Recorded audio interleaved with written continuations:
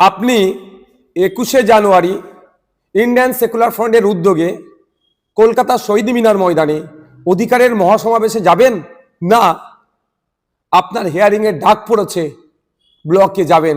এই নিয়ে অনেকে দ্বিধাদ্বন্দ্বের মধ্যে ভুগছে। আমাদের অনেক নেতৃত্ব জানিয়েছে এবং অনেক সাধারণ মানুষ ফোন করে বলছে, ভাইজান কি করব, 21 তারিখেই আমাদের আপনার হিয়ারিং এর ডাক পড়েছে। আমি আপনাদের জানিয়ে দিই, আপনার নির্দ্বিধায়, কোনো ভয়ের দরকার নাই, 21শে জানুয়ারি কলকাতা শহীদ মিনারে আমাদের ডাকে যে অধিকারের মহাসমাবেশ হচ্ছে ওখানে উপস্থিত হন।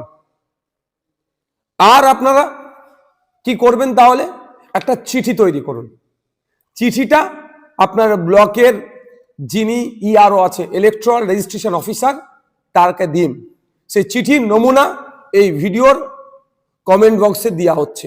তারপরও আমি একটা ছোট্ট করে দেখিয়ে দিই, বুঝতে পারবেন চিঠিটা কিভাবে লিখবেন। প্রতি মাননীয় বা মাননীয়া ইআরও, আপনার বিধানসভার নাম লিখে অমুক বিধানসভা, তারপরে আপনার জেলার নাম দেবেন, তারপরে কি দেবে, বিষয় শুনানির দিন পরিবর্তনের আবেদন, তারপরে মহাশয় মহাশয়া, মহাশয় পুরুষের জন্য মহাশয়, মহিলার জন্য মহাশয়টা দিলেন, আপনার নাম দেবেন, পিতার নাম দেবেন, পুরো ঠিকানা লিখবেন।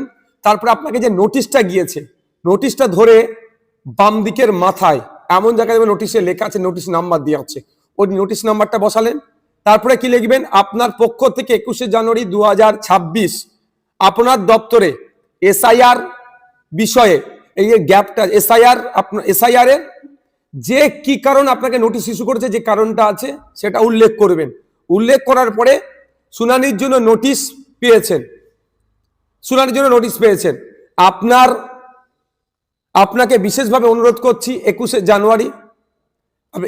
জানুয়ারি 2026 বুধবার অনেক আগে থেকেই আমার একটি গুরুত্বপূর্ণ অন্যত্র প্রোগ্রাম রয়েছে। আপনি এখানে যা কিছু লিখতে পারেন, যা কিছু মিনস যে আমার একটা বিশেষ কাজ আছে, আগে থেকেই ছিল বা এখন ডিসাইড হয়ে গেছে, গুরুত্বপূর্ণ কাজ আছে, যে কাজটার জন্য যে আপনি তারপরে কি লিখছেন, আচ্ছা এই দিনটার পরিবর্তন করা হোক, নতুন একটি দিন দেওয়া হোক, যে দিনে আমি সশরীরে উপস্থিত থেকে এই হিয়ারিং বা শুনানিতে অ্যাটেন্ড করব। তারপরে ধন্যবাদ সহ আপনার সই করে দিলেন তলায়, যেদিনকে অর্থাৎ সোমবারই আশা করব, সোমবার কি মঙ্গলবার খুব বেশি হলে টার্গেট করবেন, জমা দেবেন, তারিখটা উল্লেখ করে দেবেন। দুটো কপি হবে, একটা ইআরও স্যার বা ম্যাডাম নিয়ে নেবেন, আর একটা আপনার কাছে থাকবে রিসিভ কপিটা।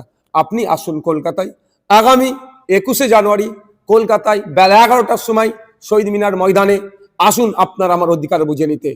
ফেক এসটিএসসি সার্টিফিকেটের নামে যেভাবে প্রকৃত এসটিএসসিরা বঞ্চিত হচ্ছে, এই হয়রানি বন্ধের জন্য, নতুন ওবিসি সার্টিফিকেট দিয়ে মমতা ব্যানার্জি যেভাবে মুসলিম সম্প্রদায়ের সাথে দ্বিচারিতা করছে, বৈষম্য করছে, এটা বন্ধের জন্য, ওয়াকফ সংশোধনী আইন প্রত্যাহারের জন্য, আর সর্বোপরি এসআইআর এর নামে রাজ্য জুড়ে যেভাবে অহেতুক ভোটারদেরকে হয়রানি আতঙ্কিত করা হচ্ছে, এটা বন্ধের জন্য, এবং সাথে সাথে স্কুল সহ মাদ্রাসা শিক্ষা প্রতিষ্ঠানগুলো শিক্ষক শূন্য অবস্থায় চলছে, পর্যাপ্ত পরিমাণে শিক্ষকদের শিক্ষার পরিবেশ করিয়ে নিয়ে আসা হোক, এবং যে নয়া শ্রমকোড নিয়ে এসে কেন্দ্রের বিজেপি সরকার শ্রমজীবী মানুষদেরকে শোষণ করছে, সেটা বন্ধের জন্য, এবং যে শিক্ষিত বেকার যুবকদের হাতে কাজ তুলে দেওয়ার লক্ষ্যে এই ধরনের 11-10টা পয়েন্টের উপরে, সব আরো পয়েন্টে আলোচনা হবে। আমরা কলকাতায় শহীদ মিনার ময়দানে এক অধিকারের মহাসমাবেশ ডেকেছি। আপনারা আসুন, নিশ্চিন্তায় আসুন। আপনারা এই চিঠি একটা করে আপনার ব্লকে ইআরওকে জমা দিয়ে রিসিভ নিয়ে চলে আসুন। কারণ আমি তাও বলছি, গতকালকে election commission of India West বেঙ্গলের সিইও স্যারের সাথে দেখা করতে গিয়েছিলাম। বিভিন্ন বিষয়ে আলোচনা হতে হতে ভার্বালি আমি এটা বলেছিলাম যে এই পরিস্থিতি, এটা কাকতালীয় কি ইচ্ছাকৃত ভাবে আমি সেটা বলতে পারছি না, কিন্তু ব্যাপক জায়গায় 21 তারিখে নোটিশ ইস্যু করা হয়েছে। আমরা মনে করছি বা আমাদের কর্মী সমর্থক মঞ্চে যে আইএসএফ এর প্রোগ্রামকে ভুলণ্ডিত করার জন্য দিকে দিকে যেমন তৃণমূল কংগ্রেস মিটিং মিছিল ওই দিনকে রেখে মানুষকে হয়রানি করার চেষ্টা করছে, একইভাবে এই নোটিশ ইস্যু করে মানুষের যাতে না আসতে পারে সেই রাস্তা বন্ধ করার চেষ্টা করছে। তারপরেও সিইও স্যারের সাথে কথা বলেছি, তিনি জানিয়েছেন এই ধরনের অ্যাপ্লিকেশন করলে, চিঠি লিখে জমা করলে প্রত্যেককে অল্টারনেটিভ ডেট দেওয়া হবে। সুতরাং আপনারা নির্দ্বিধায় আগামী 21শে জানুয়ারি কলকাতার শহীদ মিনার ময়দানে অধিকার সমাবেশে বেলা 11টার মধ্যে উপস্থিত হবেন।